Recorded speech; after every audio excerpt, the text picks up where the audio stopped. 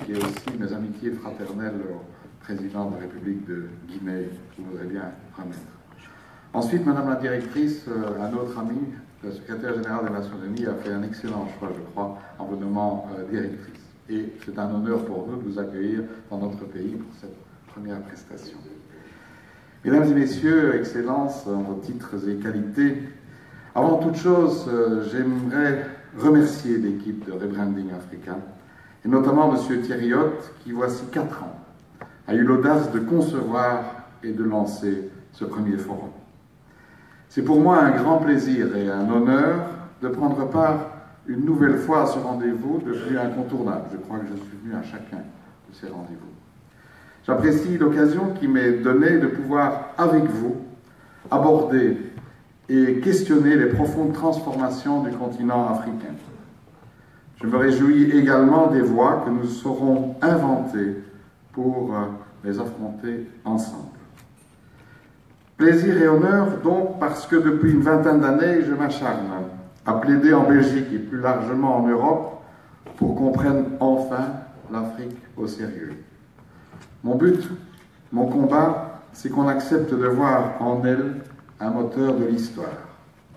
Hier, au sein du gouvernement fédéral, ou à la présidence de la Chambre des représentants ici en Belgique, aujourd'hui comme ministre en Fédération Wallonie-Bruxelles et surtout comme ministre d'État, je m'efforce jour après jour de nourrir des liens respectueux et durables avec l'Afrique pour que nous ne passions pas ici, en Europe, à côté de l'histoire.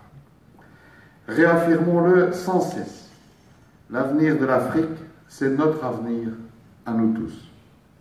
Certains à Bruxelles, Paris ou Londres continuent de regarder l'immense continent africain avec paternalisme et condescendance. Ils n'en finissent pas de regretter le temps des colonies. Ils oublient combien ces colonies vous ont blessés, abîmés, humiliés, épuisés. Ils refusent d'admettre que la prospérité de nos sociétés, c'est d'abord à vous, chers amis, que nous la devons, à vos parents, à vos aïeux.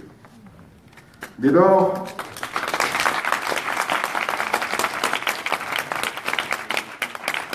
certains en Europe persistent à ignorer ou à minimiser le courage, la créativité, la grandeur, l'enthousiasme et le dynamisme de ceux qui travaillent à bâtir l'Afrique d'aujourd'hui. Incapables de penser au-delà des difficultés que vous rencontrez et qui sont réelles, les nostalgiques du monde d'hier ne peuvent comprendre vos atouts, ni surtout votre force culturelle, intellectuelle, spirituelle, en un mot civilisationnel. Ne passons pas ici en Europe à côté de l'Afrique, car les Africains, vous ne nous attendrez pas. Vous n'attendrez pas qu'on veuille vous prêter attention. Vous n'attendrez pas qu'on daigne enfin accorder une confiance qui d'ores et déjà devrait être acquise. D'autres, en Asie par exemple, ont été de longue date beaucoup plus clairvoyants qu'ici. Force est de reconnaître que nos grilles de lecture et d'action sont à cet égard extrêmement datées. Pour ma part, ce matin, c'est surtout la force que je vois, la vôtre, celle qu'évoquait Senghor, une force consciente de l'humanité qui l'habite, une force qui n'inspire pas la peur, mais le respect, une force nourrie par les rencontres, une force créatrice de liens.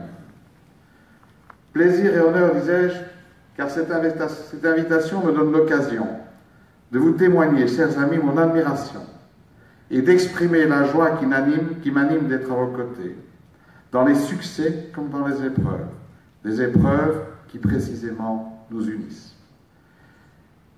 L'Afrique, eu égard à sa jeunesse, serait, comme on l'entend souvent, porteuse d'une chance pour demain. Peut-être n'est-ce pas faux.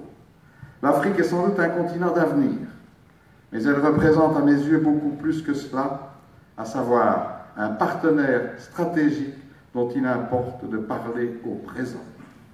L'Afrique est un acteur majeur, traitons-le donc comme tel. Dakar, Lagos, Abidjan, Casablanca, Nairobi, Kinshasa, Le Cap, Conakry. Du nord au sud du Sahara, d'ouest en est, la mosaïque africaine se raconte et se vit au présent. Chers Thériotes, votre forum est à la mesure de cette Afrique, une et plurielle. Afrique ambitieuse et confiante, Afrique complexe et contrastée, Afrique inventive, Afrique en danger, Afrique en question, Afrique comme réponse à ses propres questions.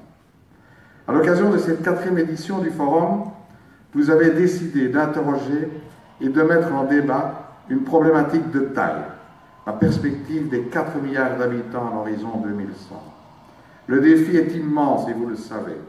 En effet, cela veut dire 3 milliards d'habitants de plus que maintenant.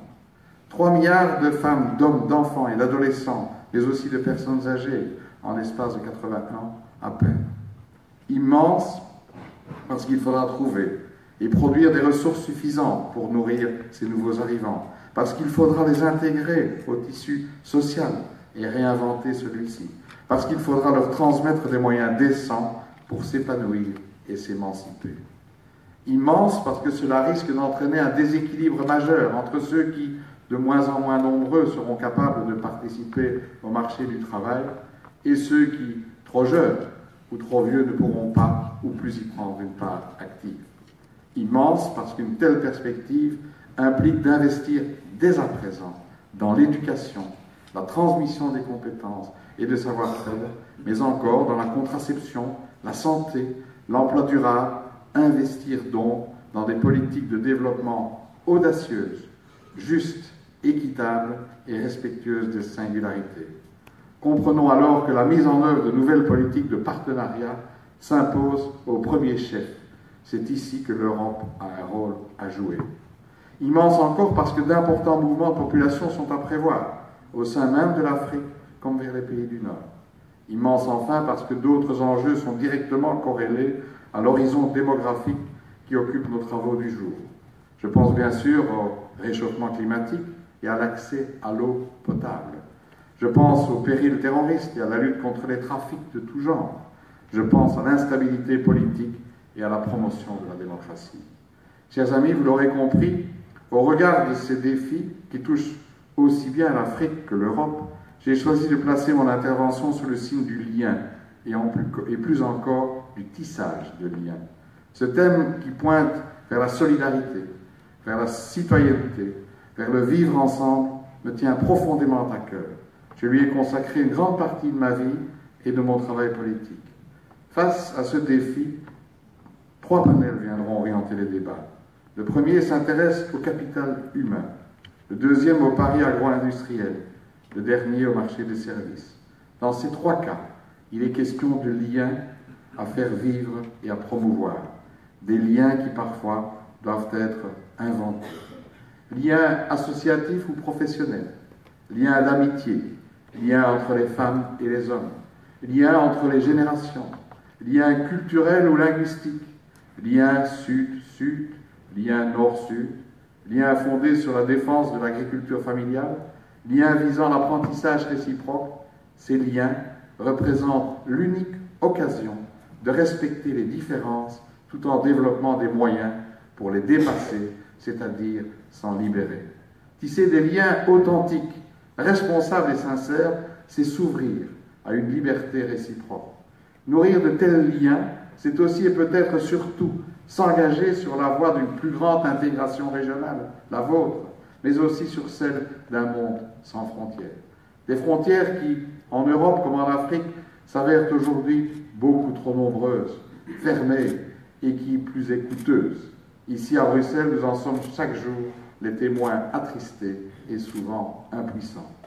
Partant, comme le souligne le philosophe camerounais Achille Mbembe, et je terminerai sur cette idée, ouvrir le continent africain à lui-même, grâce à la libre circulation des personnes, c'est lui donner la chance de devenir son propre centre dans un monde multipolaire. Sans doute, le continent africain doit-il s'ouvrir à lui-même. Toutefois, chers amis, je vous le redis, c'est également à nous, Européens, de s'ouvrir à lui, c'est-à-dire à vous. Je vous remercie de votre attention.